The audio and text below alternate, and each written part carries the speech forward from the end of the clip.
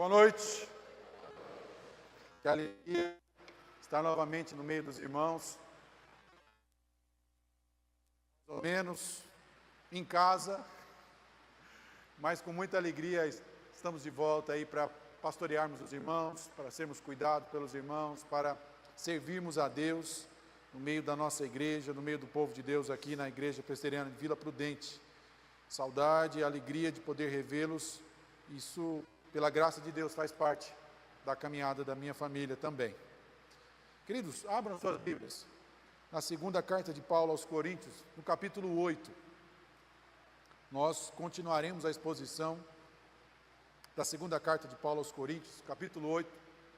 Vamos fazer a leitura na NVI. Quero que você deixe a sua Bíblia aberta enquanto eu farei a leitura, como também durante toda a exposição da palavra de Deus. Agora, irmãos, queremos que vocês tomem conhecimento da graça que Deus concedeu às igrejas da Macedônia. No meio da mais severa tribulação, a grande alegria e a extrema pobreza deles transbordaram em rica generosidade. Pois dou testemunho de que eles deram tudo quanto podiam, e até além do que podiam, por iniciativa própria. Eles nos suplicaram insistentemente o privilégio de participar da assistência aos santos. Não somente fizeram o que esperávamos, mas entregaram-se primeiramente ao Senhor e depois a nós, pela vontade de Deus. De modo que pedimos a Tito que, assim como ele já havia começado, também completasse esse ato de graça da parte de vocês. Em 1527, chega a Wittenberg a peste negra, tão famosa peste negra. Lá estava Martinho Lutero, sua esposa, Catarina. Ele não disse para ela, vamos embora, mas ele se manteve. Desculpe, eu não me contive. O nome dela é Catarina, vamos embora. Ele não disse vamos embora. Ele se manteve firme diante da peste negra que chegou naquela cidade, e aí transformou a sua casa num hospital, onde ali ele pudesse, nesse hospital, cuidar dessas pessoas. O seu filho ficou doente, seus amigos morreram, e nesse cenário de extrema aflição, de risco de vida, de morte, Lutero escreveu um tratado, Se Alguém Pode Fugir da Morte.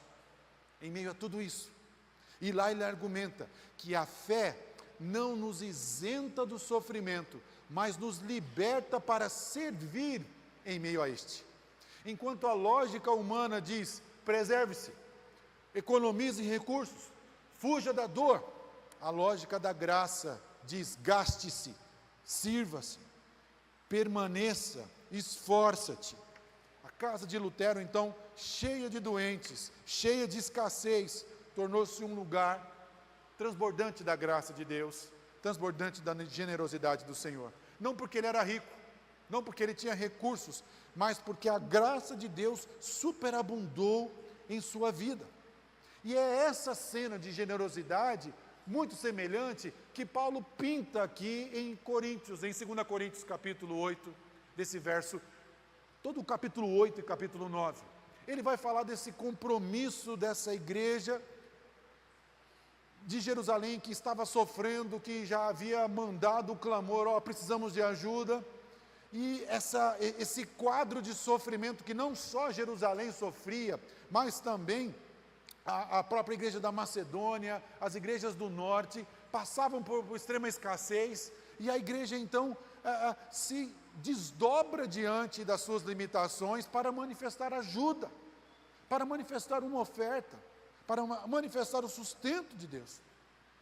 Esse texto, essa perícope que lemos, do capítulo 8, do verso 1 ao verso 6, ela nos mostra a graça de Deus sendo dada, e essa graça de Deus, ela vai produzir o transbordar de algo muito paradoxal, antagônico. Continua a tristeza, continua a escassez, continua o sofrimento, mas em meio a isso, vem a graça, vem o transbordar da misericórdia de Deus e uma capacidade impossível de contribuir. Eu, que não tenho quase nada, estou capacitado por Deus a contribuir, a ajudar aqueles que também precisam. E então, comprovando essa graça de Deus, acontece uma doação voluntária, excedente, desejada como um privilégio de Deus dado para que se exercesse comunhão.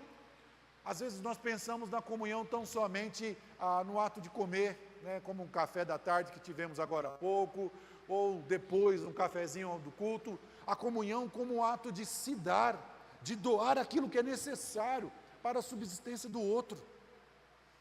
Essa autodoação, ela não é tão somente ao outro, o texto nos explica, mas ela é ao Senhor.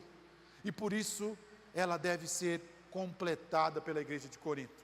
Uma igreja deficitária, uma igreja comprometida com seu próprio ideal, com seu próprio sucesso, uma igreja comprometida com seus impulsos, com seus interesses, com a mania de grandeza, com uma mania de poder. Paulo está corrigindo isso. E a maneira pela qual Paulo vai corrigindo essa igreja é envolvendo essa igreja exatamente naquilo que é a graça de Deus, naquilo que a torna grande, que é ser pequena, que é mostrar a sua fragilidade na manifestação da graça de Deus. A igreja de Corinto está em meio ainda a um processo de cura. Paulo está pegando a cabeça assim da igreja de Corinto e virando novamente, olha para cá, olha para Deus, é para Ele que você tem que olhar. E isso ele vai envolvendo a igreja com o reino de Deus, com a graça de Deus, e isso perpassa dinheiro. Isso perpassa que a igreja agora se envolva naquilo que ela tem condições de fazer. A relação de Paulo com a igreja de Corinto está sendo consertada, mesmo que ainda abalada.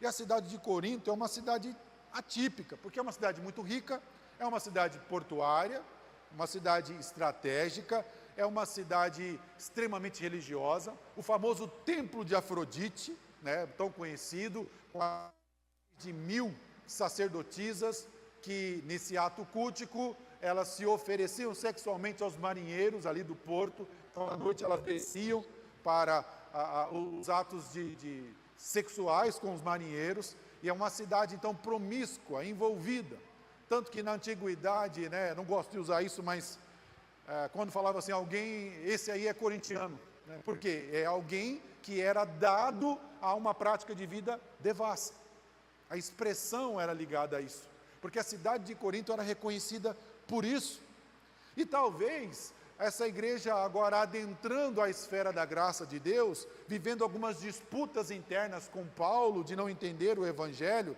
agora ela deveria entender que Paulo não é um aproveitador. Paulo nunca pediu dinheiro para a igreja de Corinto, mas Paulo não deixa de incluir a igreja de Corinto no seu presbitério, essa responsabilidade dessa igreja para com as outras igrejas, porque ela não pode se esquecer que é apenas um corpo de Cristo. E aí a genialidade de Paulo é tamanha, que pastor, que homem, pequenininho perto dele, porque ao invés de mandar um boleto de cobrança para a igreja de Corinto, ele inclui a igreja de Corinto, não cobrando, mas trazendo um exemplo maravilhoso da igreja da Macedônia, como aquela que um dia ouviu dizer que a igreja de Corinto tinha se comprometido a ajudar a igreja de Jerusalém. E a igreja da Macedônia, infinitamente mais pobre que a igreja de Corinto, ouvindo dizer que a igreja de Corinto ajudava, falou, eu também vou participar disso. Então essa igreja que não tinha nada, pela graça de Deus, teve tudo o que foi necessário para doar, não só dinheiro, mas a si mesmo, a igreja de Jerusalém. E a igreja de Corinto, que foi a razão pela qual dinheiro para Jerusalém, não estava mais fazendo, por algumas razões, sei lá o quê, talvez pela limitação de relacionamento com Paulo. O que acontece? Paulo está falando, ei, lembra da Macedônia? Vocês foram exemplo para eles, agora eles são exemplo para vocês, para que vocês não se esqueçam da necessidade que vocês têm de fazer parte do reino de Deus. Vocês precisam se envolver com essa necessidade. Então Paulo inclui a igreja de Corinto no reino, num reino mais amplo, fora do umbigo dela, fora das suas necessidades. Como que ele faz isso? Mostra lá, olha a Macedônia, olha a Tessalônica, olha Filipos, olha a Bereia. A graça de Deus alcançou essa igreja, alcançou esse povo. E Paulo não podia deixar de usar essa linguagem bem paradoxal, né? Paulo gosta de fazer isso, é uma estratégia retórica. Ele vai falar, ele vai juntar palavras que não podem ser juntadas. Uma igreja em aflição, mas em alegria. Em pobreza profunda, mas em riqueza e generosidade. Ele vai mostrando essa realidade para a igreja. Seu objetivo não é fazer os coríntios se sentirem culpados, mas fazê-los enxergar a verdadeira oferta.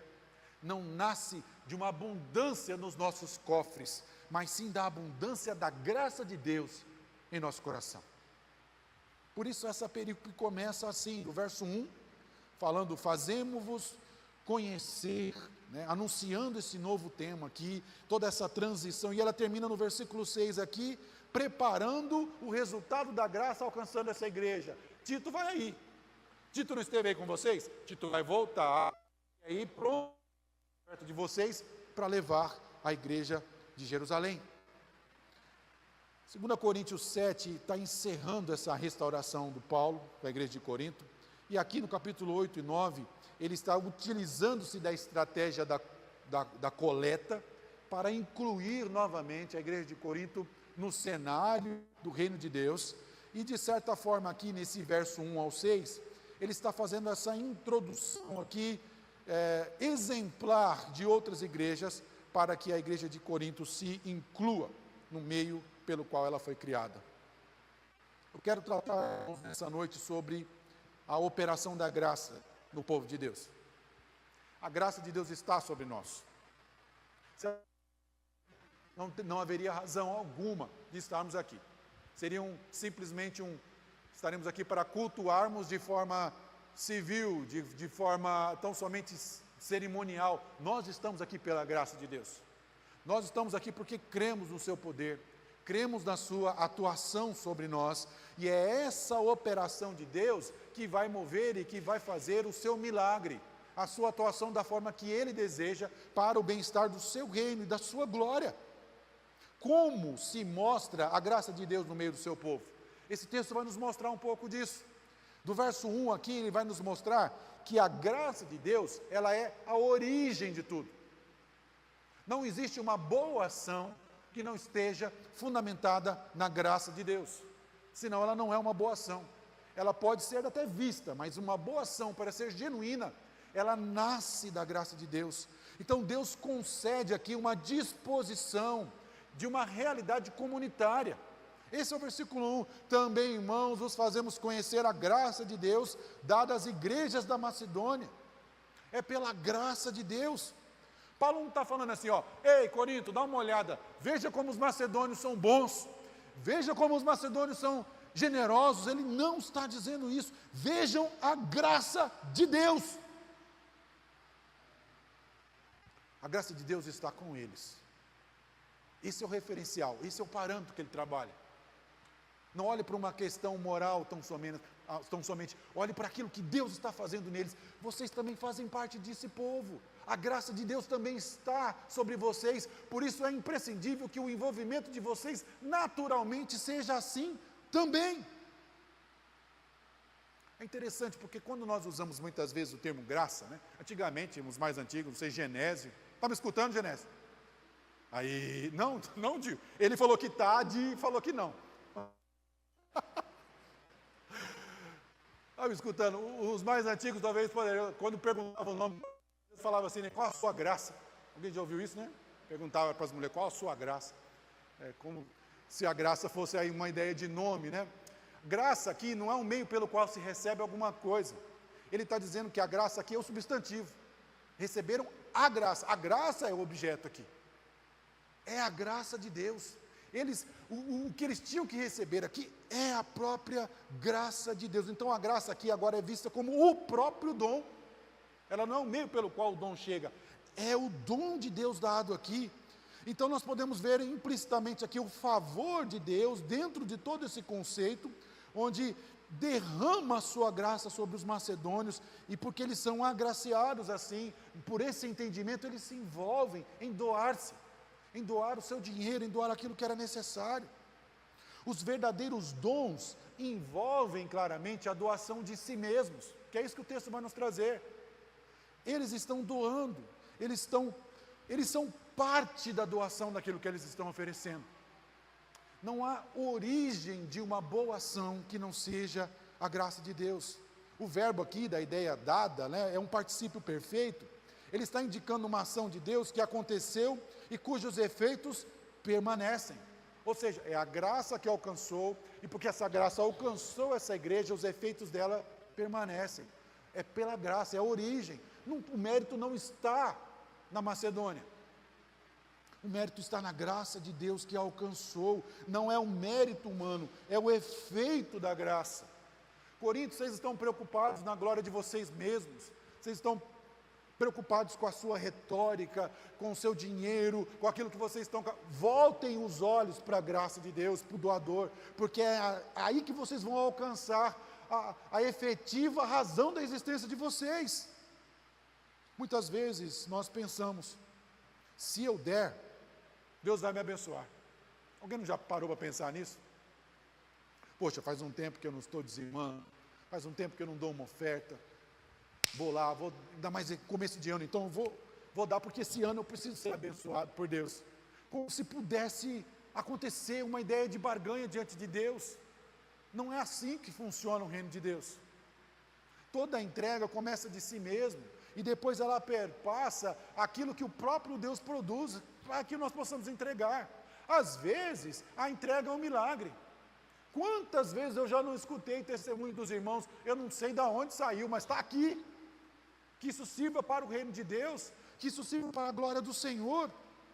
Então, Paulo inverte tudo isso. Não é se eu der, Deus vai me abençoar. É porque Deus já me abençoou. Porque a sua graça já me alcançou. É que eu me dou e é que eu sou capaz de dar. A oferta não compra o favor de Deus, ela manifesta o favor de Deus que já nos alcançou. É por isso que é capaz aqui de juntar a ideia de pobreza e de riqueza. Ele vai trabalhar aqui toda essa ideia. E nós podemos observar então que a graça de Deus, ela é a origem sim dessa manifestação, operação de Deus. Mas em segundo lugar, a graça de Deus aqui, ela se manifesta também de forma paradoxal. Aflição, alegria, pobreza, riqueza, generosidade, íntegra, a voluntariedade de doação. Ele diz, em muita prova de tribulação, a abundância do seu gozo e a sua profunda pobreza superabundaram em riqueza da sua generosidade. Paulo vai pegando os extremos aqui e vai juntando para mostrar que a graça produz milagre. Ela produz um milagre. Não sei de onde vai sair dinheiro para isso. Deus vai manifestar. E é tão maravilhoso isso, porque Paulo aqui, de certa forma, quebra as pernas desses superapóstolos de Corinto, mas dos superapóstolos de hoje mesmo, que pedem dinheiro para si, que pedem dinheiro para ficarem mais ricos, que pedem dinheiro para ostentar a sua própria política, do seu próprio ministério e do seu próprio interesse. Paulo não pede nada para ele pede para aqueles que são necessitados, que estão longe, e é por isso que a manifestação da graça de Deus ocasiona um milagre, no meio de uma profunda tristeza, no meio de uma profunda pobreza, no meio de tanto sofrimento, de angústia. Ele fala que ele está passando por angústia, pobreza. Deus manifesta a graça da contribuição e da doação. Hoje é difícil falar sobre isso, porque falar de doação, falar de dinheiro, nossa, olha lá, alguém da teologia da prosperidade, alguém que quer pedir dinheiro, mais um que quer explorar, já não basta o governo, já não basta os poderosos, já não basta isso, não basta aquilo, tem mais a igreja querendo extorquir dinheiro das pessoas. Não, Paulo afasta isso. Paulo apresenta à igreja de Corinto um milagre de Deus, onde não tinha de onde sair, saiu, mais do que ele imaginava, mais do que era necessário. O texto nos diz que a igreja da Macedônia se sentiu ofendida de não poder participar. Parou para imaginar isso? O quê? Igreja de Corinto, as outras igrejas, eu também faço parte desse reino. Eu não posso perder o privilégio de participar dessa doação. Você consegue entender? Não é um peso para eles, é honra, é mérito. porque eles entendem a causa como uma causa santa. Esse tipo de compreensão do reino de Deus traz um resultado maravilhoso, né? Parecia o transbordar, a sobra. A sobra vai produzir aqui, alguns traduzem como generosidade, outros vão traduzir mais como uma simplicidade.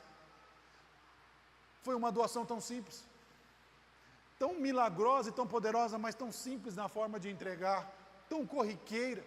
Não, como uma obrigação, eu não posso deixar de participar disso, porque eu faço parte dessa comunidade da aliança e desse povo santo. E por isso esse empreendimento é santo, essa causa é santa, eu sou santificado e santo pelo Senhor, eu preciso estar dentro disso aí.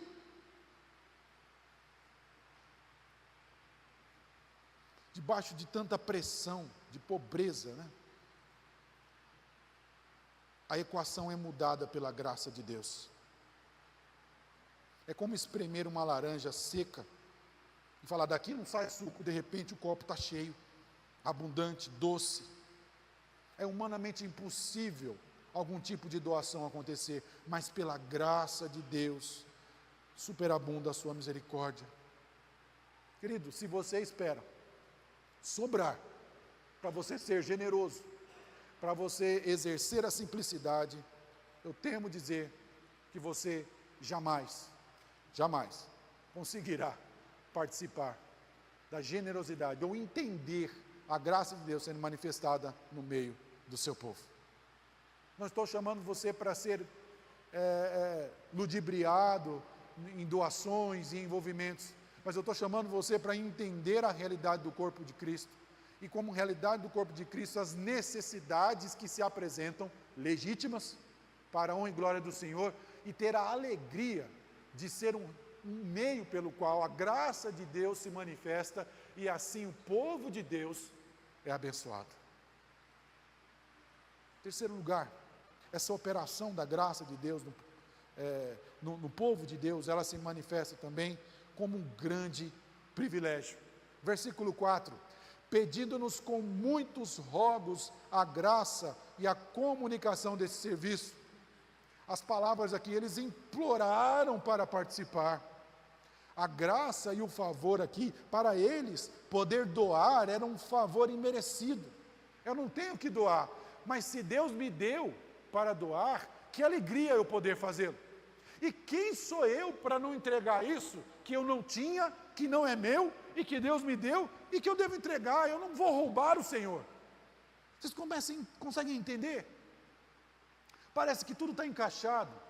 Parece que a própria necessidade que as igrejas estavam enfrentando é o meio pelo qual Deus permitiu que elas passassem mesmo. Aflição, tribulação, perseguição, escassez, para que elas entendessem a dependência de Deus, e diante da necessidade de outros que estavam pior ainda, Deus ali, no meio do nada, faz surgir o essencial para suprir quem não tinha nada. Eles conseguem entender isso. Eu não tenho nada que dar, mas pela honra, pelo poder, o milagre de Deus acontece. Por isso ele trabalha essas palavras, né, caris e a koinonia, essa comunhão que é vista na manifestação e na entrega do dinheiro mesmo. O dinheiro era uma forma deles dizerem aqui aos judeus de Jerusalém, nós somos só um corpo, a sua dor é a minha dor, o seu sofrimento, a sua fome é a minha fome. Por isso essa diaconia, esse serviço aqui, eleva o ato de dar o dinheiro a um nível ministerial, algo sagrado, algo litúrgico. É um envolvimento de comunhão dos santos. O legalismo diz que dê para você cumprir a lei. A teologia da prosperidade vai dizer, dê para receber mais. E o evangelho vai dizer para você, dê porque fomos unidos a Cristo e uns aos outros. A oferta é um abraço tangível da igreja, a graça do Senhor. Isso não deveria ser visto como um peso para nós. Isso não deveria ser visto como algo um assunto peludo, indelicado de se tratar.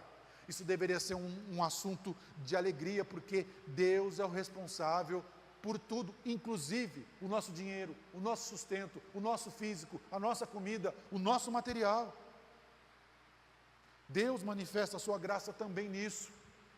Não é porque a realidade da entrega tem sido distorcida por um discurso pecaminoso que não existe essa realidade no meio do povo de Deus.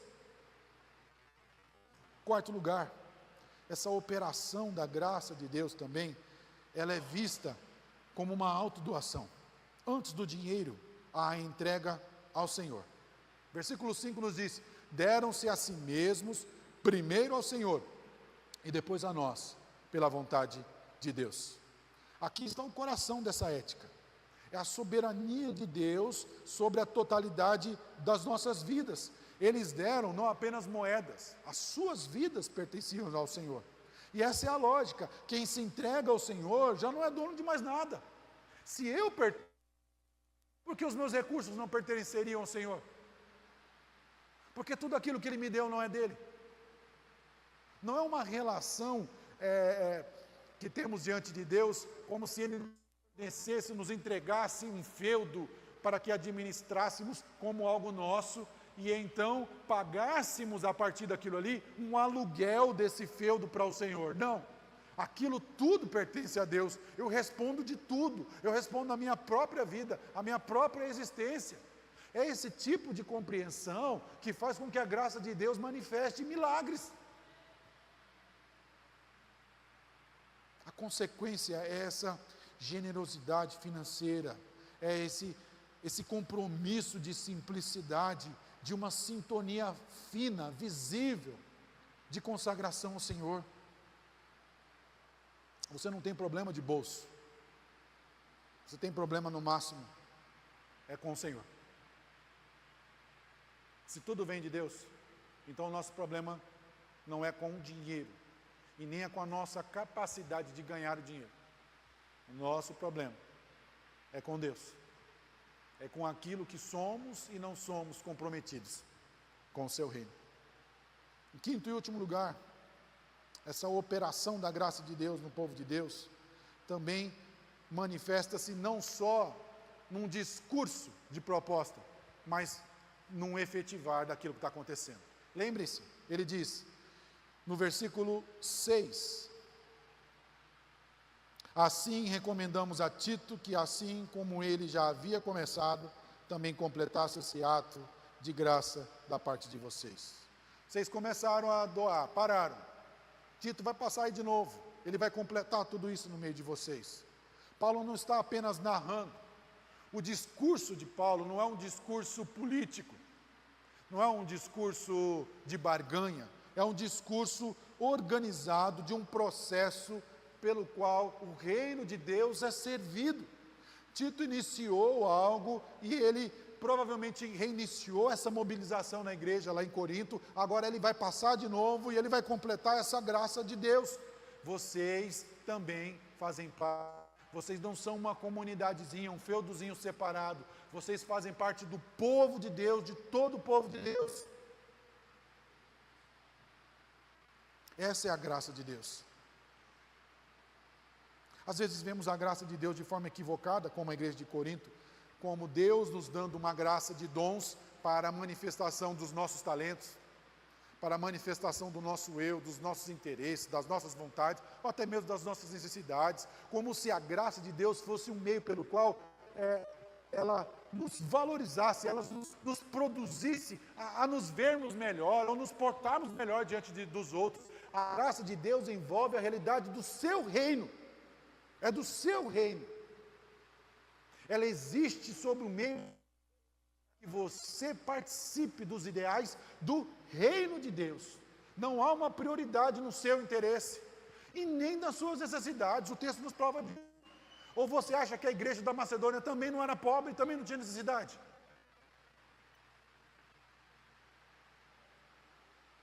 Por isso que a nossa vida deve estar entregue ao Senhor totalmente. A casa de Lutero, em 1527, se abriu com toda a insegurança para receber aqueles tomados pela peste negra, mas uma casa confortada com os recursos da graça de Deus, sem muito dinheiro, sem muita proteção, mas na dependência do Senhor, buscaram servir ao Senhor até o último momento. Nós precisamos entender o que é a graça de Deus. A graça de Deus dada a nós veio pela cruz, pela entrega do seu Filho, que morreu no nosso lugar, que tirou toda a inimizade que existia entre nós e o Pai, por causa da sua dignidade, da sua santidade, por ser Ele o Filho de Deus, o prometido, o Messias, que viria salvar o seu povo. Essa graça imerecida que nos alcançou é a mesma graça, é o mesmo dínamos, é o mesmo poder de Deus agindo em nós, nos capacitando a promover o milagre da vida, o milagre da reconciliação, o milagre de uma nova vida. Deus não nos chamou para ser uma igreja morta.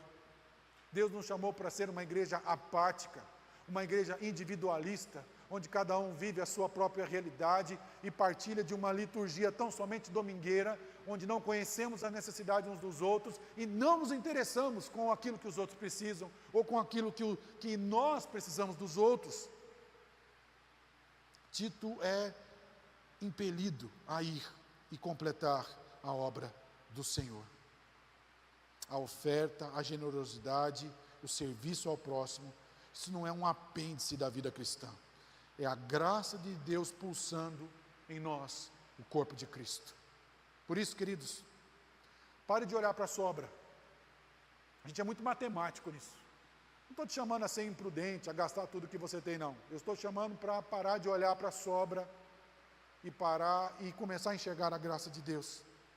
Não espere a crise passar para você ser generoso. Deus abençoa e faz o milagre diante da tribulação. Enxergue na necessidade de doação a graça de Deus. Enxergue o privilégio de poder ser o meio pelo qual Deus levanta recursos, meios pelos quais outros sejam abençoados. A koinonia é desfrutada assim. Essa comunhão está também nos nossos recursos. Não está só no café, não está só no pão que comemos aqui, ou numa conversa legal após o culto. Está nas necessidades da nossa vida. Se você ainda não se entregou, entenda bem, a esse reino de Deus, é necessário que você o faça hoje. E fazendo isso, é a compreensão que a graça de Deus que alcançou você, supre tudo aquilo que você precisa. E também vai se utilizar de tudo aquilo que você supõe ter, para a honra e para a glória do Senhor. E assim poderemos dizer: Senhor, tudo o que tenho é teu, porque eu sou teu.